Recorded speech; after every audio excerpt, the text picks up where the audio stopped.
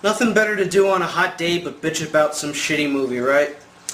Hey guys, I'm the hardcore kid. Hardcore enough to review kid stuff. And you know, for every good movie that's out there, there's always something plaguing it.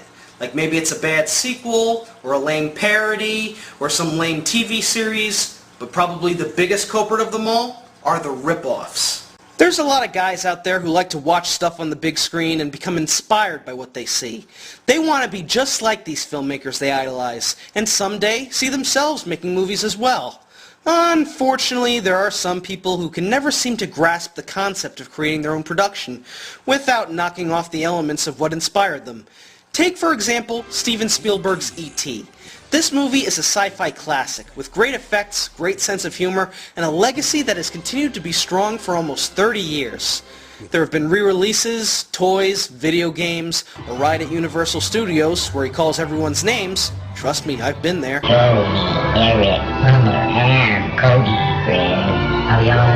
And he's even made a guest appearance on Nickelodeon Guts. How awesome is that? E.T.'s got the medals.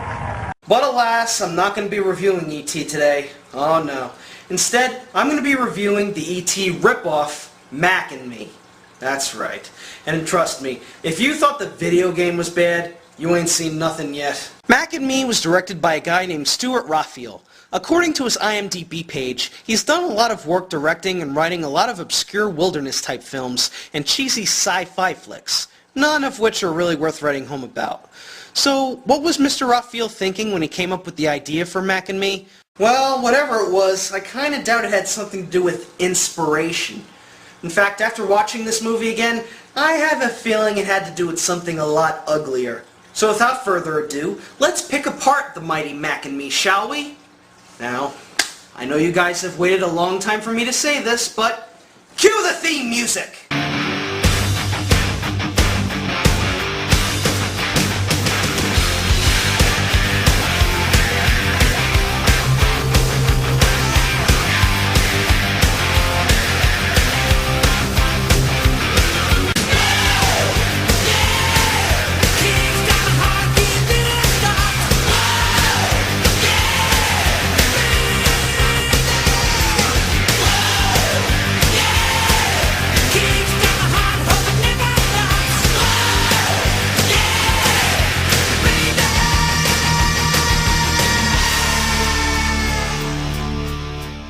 We start our epic adventure on a desert planet, where its only inhabitants are the mysterious alien creatures that get their nutrients by drinking water out of the ground through a straw. This is foreshadowing for the rest of the picture. I don't know, I'm feeling pretty uncomfortable just looking at these things. They look like albinos wearing bodysuits and Halloween masks. They make weird whistling noises like R2-D2, and they have these things on their heads which I'm guessing are supposed to be horns, but they look more like alien testicles. And probably the most obvious problem with these costumes is that the mouths are always in this weird O face and never move at all. So if you're looking for any emotion from these characters, you're just gonna get one. Of sheer horror. How fitting. This movie's already started and I'm horrified already. So things seem pretty peachy for the aliens when suddenly a NASA space rover lands on their planet, collecting rocks to bring back to Earth. However, the aliens get too curious for their own good, and get sucked into the machine in probably one of the lamest special effects ever made. Hey, gotta give credit to NASA for being able to come up with a super sucker that can suck up human-sized creatures in an instant. Man, if we had that shit here in Jersey, we'd be able to clean up all that garbage no sweat. Sweat. So the aliens are sent back to Earth, but when the robot is brought into the laboratory, the aliens quickly make their escape. Oh, and apparently these aliens also have the ability to make shit randomly blow up. And while I do enjoy watching shit blow up, I don't enjoy watching some ugly rubber blow-up doll running around aimlessly in front of a green screen.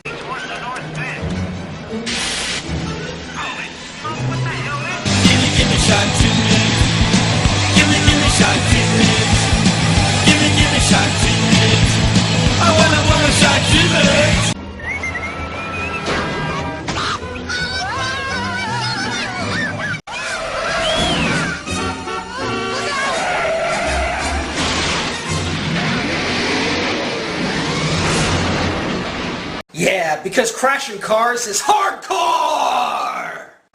Unfortunately, the hardcore factor is eventually diminished when it turns out the guy in the sedan did not become a street pizza, and for no apparent reason is doused with CO2, which gets everything but the fire. Class. However, our alien friend sneaks off, but not before being spotted by, holy shit, Danny Cooksey? Quick, Budnick! Get your ass back to Camp Anawanna before Ugg finds out! And then makes fun of you! It makes me wanna fight! But anyways, the alien hitches a ride inside an old minivan, where he then proceeds to drink a nice refreshing can of Coca-Cola. This will be the first product placement of this movie. And certainly not the last. Hey, British guy, hook me up with some more Poland Springs! A fucking omelet with 2 eyes. It must have been some sort of alien. Hey, my daddy's calling me. Think it was a drunk? It's probably an ADUI. What? An alien driving under the influence. Lame. So the Mondo Bizarro Elliot here is Erik, a paraplegic who has just moved into a new house with his brother Mike and widowed mother played by Saturday Night Live cast member Christine Ebersols. Another former SNL cast member in a lousy production. The Saturday Night Live fever strikes again. So Mac enters the house completely undetected and joins Erik in his room, who is quietly munching on Skittles and playing with his RC car.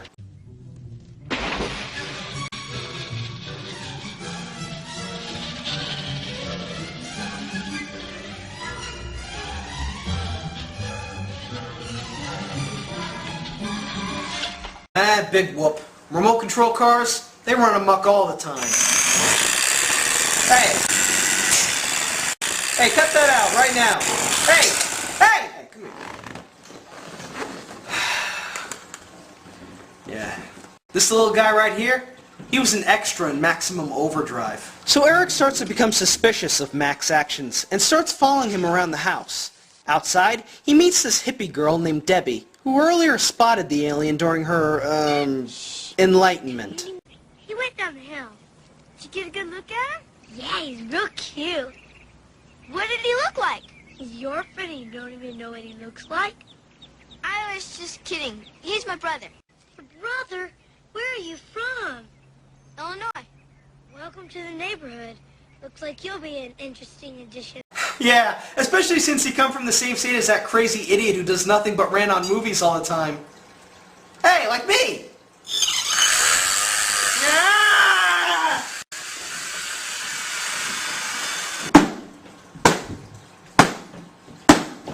Ugh. Don't worry, I just had to pull the plug. Things eventually come to a head when Mac suddenly transforms the house into the nature trail to hell. Mrs. Cruz takes it well. Everything's ruined. It's totally ruined. It wasn't me, Mom. It's the little creature. I saw it. The house is totally destroyed. What do you want me to say? I don't want you to say anything! Well, I was gonna say that everyone in this movie sucks at acting, but I can wait. Oh boy, now comes probably the most memorable scene in this entire movie. Erik goes into his backyard, which overlooks a ravine, but when he gets too close to the hillside, this happens. Erik! Wait.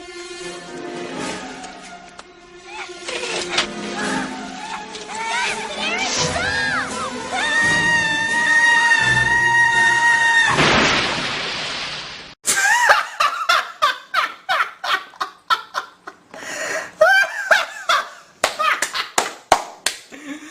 Oh, play that again! You know, I think this is supposed to be the part of the movie where everyone is supposed to feel sorry for the kid, but considering the obvious dummy, hammy screaming, and green screen effect when Mac comes onto the screen, it's almost hard not to laugh. In fact, there's a bit of a meme going on surrounding this particular scene. A couple times when Paul Rudd came onto the Conan O'Brien show to promote a new movie that was coming out, they would always show this scene as a joke, since apparently Paul Rudd is a big fan of this movie. In fact, I've got an idea, alright? I want to spread this meme around a little bit to my fellow reviewers. Whenever you're about to review a movie or a music video or something like that, instead of showing the actual video, play this scene. Like, alright, here's an example. Now let's take a look at the film Time Forgot and Would Much Rather Forget. Land Before Time 14! Alright? And now, let's take a look at the next level of hell, the hardcore yaoi Shotokan hentai, Boku no Pico! So yeah, try that out. You might get a few giggles out of it, and see what happens. So Mac rescues Erik from the water, wheelchair and all, and then wanders off. Back at the house, Erik is in bed talking with Debbie about what they've seen. Why didn't you tell him that you saw him? Because nobody would believe it. What is he, some sort of ghost? I don't know what he is. You should back me up. It wouldn't do any good. They only believe what they want to believe. They already think you've got schizophrenia. Schizo what? Freakia. It's when you see people that really aren't there. Schizophrenian? That wouldn't happen to have anything to do with bipolar bear disease, would it? So that night, Erik sets up a trap to capture the alien. And please tell me, this doesn't resemble the scene from E.T. where Elliot leaves a trail of Reese's Pieces into his house, does it? Now check this out. Erik uses bendy straws to make a trail, and then he fills up cups of Coke for the alien to drink. That's right, the Reese's Pieces of this movie is Coca-Cola. You know, it's bad enough that Coca-Cola single-handedly destroyed Columbia Pictures with product placements in their movies, but when they start shooting off plugs and low-budget knockoffs that make even Turbo J USA's videos look good, you know they're just desperate. It's like people only do things because they get paid. And that's just really sad. So the kids vacuum Mac up and...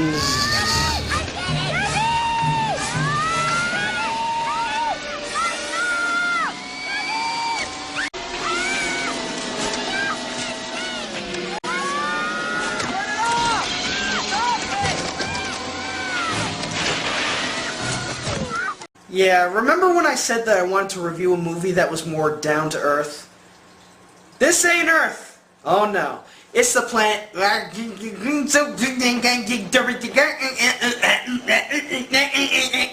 Charlie Sheen. So Mac is blown out of the vacuum and Erik gives him a can of moose piss. Then when 5-0 shows up, he runs off again. You sucked this living thing into a vacuum cleaner? Yeah, and then we blew him out again. It's the truth, Mom. No, I can handle it. I can, really. Yeah, that's what you said when you ran for mayor in Black Sheep. Those who lose to David Spade, lose at life. The next day, the Cruzes wake up to find that their house has been cleaned up, but the alien is gone. As Erik and his mom go for a ride around the block, Mac decides to give chase on a KC cruiser, only to be chased by every dog in the neighborhood.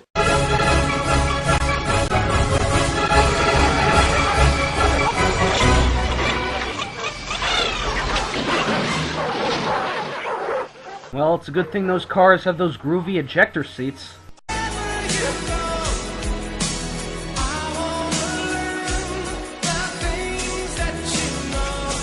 Cut back to the house and oh, come on, enough with the Coke gags! Any minute now I'm expecting the Coke Is It jingle to start playing. So Erik and Mac start bonding a bit, and Mac gives him this sort of hand gesture that he uses to communicate with his family all throughout the movie. In other words, this is his way of saying, Mac phone home. Later that day, conspirators show up looking for the alien, and suspect that he may be responsible for the blackout from the night before. Erik and Debbie know that they can't keep Mac out in the open, so they dress him up as a teddy bear and take him with them on their way to lunch. Keep still. Does your bear move? Oh, yeah. He's one of those new computerized kind. But I thought you said you had him a long time. I have. He just got new microchips. Amazing. Christ, even with the bear suit on, he continues to be one butt-ugly Martian. Drinks really get you going. Warms you up when you feel you're flowing. Hang on, McDonald's? Why is there a McDonald's in this movie? Ronald McDonald? Why is Ronald McDonald in this movie? And why is everyone dancing inside a McDonald's? It's a restaurant, not Carnegie Hall. Seriously, what do Ronald McDonald and McDonald's have anything to do with a film called Mac and Me or... Wait. Mac and Me. Mac. As in Big Mac? Hang on. Are you telling me that Mac, the mysterious alien creature, is actually a cover-up to promote McDonald's to kids? Are you smegging kidding me? You know what? Screw the coke plugs from before. I can get past those. But I will never get past the fact that this whole train wreck was just one giant build-up to have a freaking dance number in the middle of a freaking McDonald's in order to support the franchise. Whose bright idea was it to do this anyway?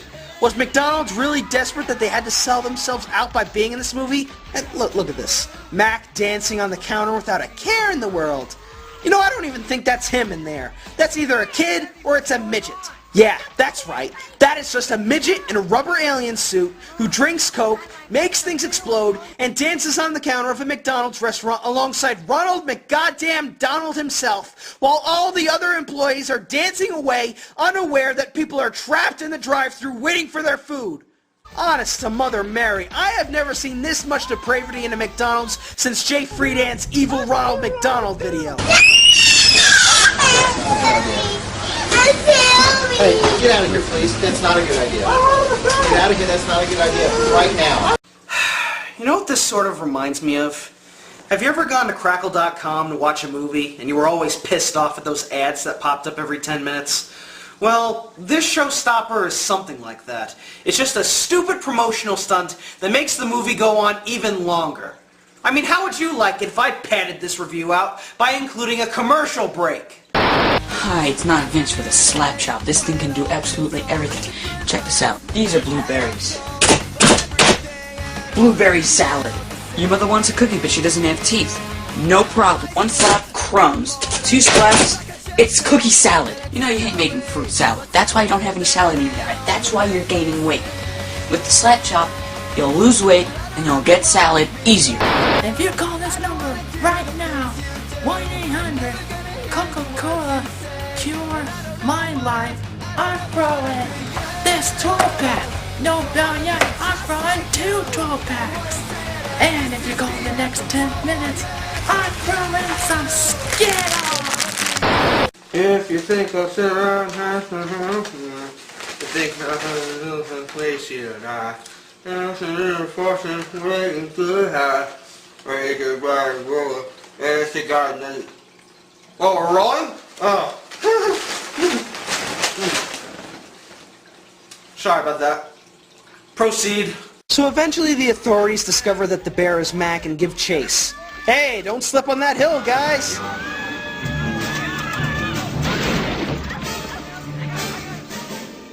Halfway through the scene, Mac ditches the bear costume, showing that he now has a bandage on his head. Why? So that they can rip off the scene of E.T. wrapped in a blanket as he and Elliot escape on the bike? Hey, only this time, it's not a bike, it's a wheelchair! I will give them credit for one thing, though. This has to be one of the very few movie chase scenes that actually features a wheelchair.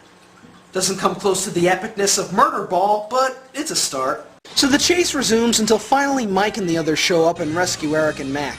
They're able to get to safety, but Mac is unhappy, and the kids believe this is because he misses his family. So the kids head out into the desert and finally find Mac's family in a mine shaft, all on the verge of death.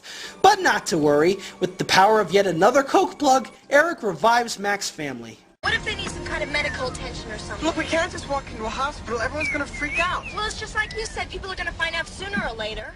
Oh my gosh. What's he doing now? Just setting on the tire iron. It's okay, I think it's just one.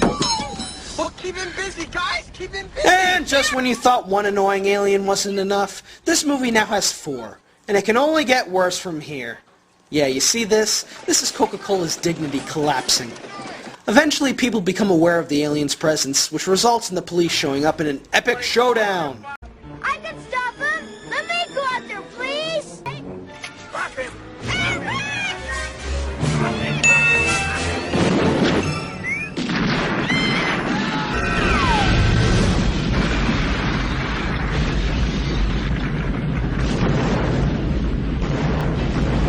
That's right, folks.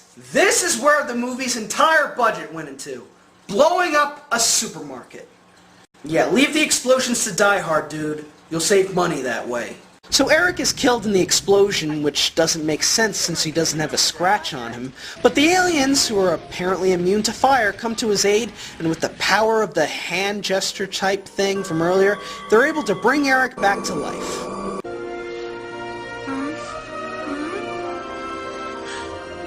The next day, Mac and his family are sent to the courthouse, where they are made citizens of the United States of America. And so the movie ends with Mac, Erik, and their families riding off inside Dennis Leary's pink convertible, heading off into the sunset.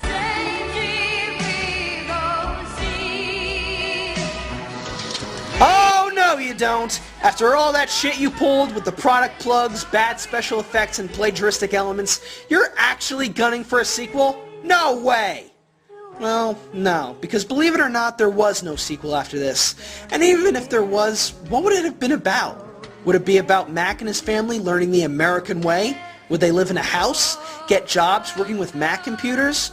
Figuring out how to make a movie that doesn't gargle alien scum? By Chris Farley's cheesecake, this movie sucked! Not only is it a blatant ripoff of Spielberg's E.T., but it's a despicable, commercial-filled mess. The alien effects are cheap, the acting is wooden, and the product placements are redundant and in your face every single time. A little bit of trivia for those who don't know, but the kid who played Erik, Jade Caligari, really was disabled, suffering from a disease known as spina bifida, which confined him to the wheelchair. So I have to give this movie some credit in actually letting a kid who may not have the capabilities of everyone he sees around him his very own chance to be on screen.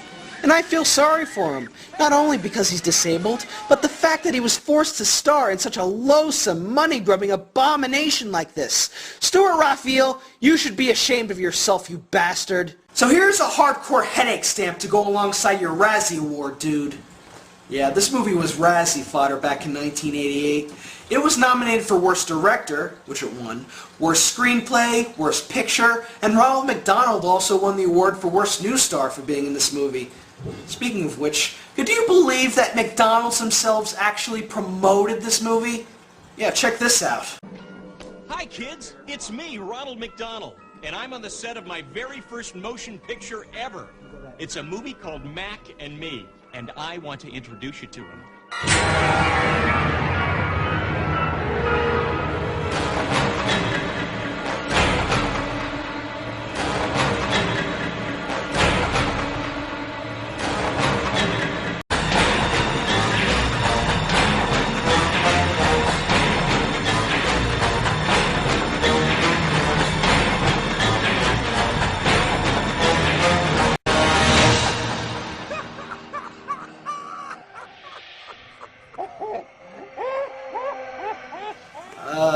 Yeah. I'm just gonna leave now. Stay tuned next time for the 2nd year anniversary special. I'm off to go get some Burger King. Hey there, taxi, get out of my way. You're blocking the road, you're taking all day. My baby just called me and I can't hang around. She's waiting to meet me for a coke downtown. We had a fight the other night, and my baby was so uptight. We get to share a coke today. She believes I love the things I say. And things go better with Coca-Cola. Things go better with Coke. Hey there, love, you're driving too slow. Baby's waiting for a Coke. And don't you know? Things go better with Coca-Cola. Things go better with Coke. Attention, duelists! No, really, is that what my hair really looks like?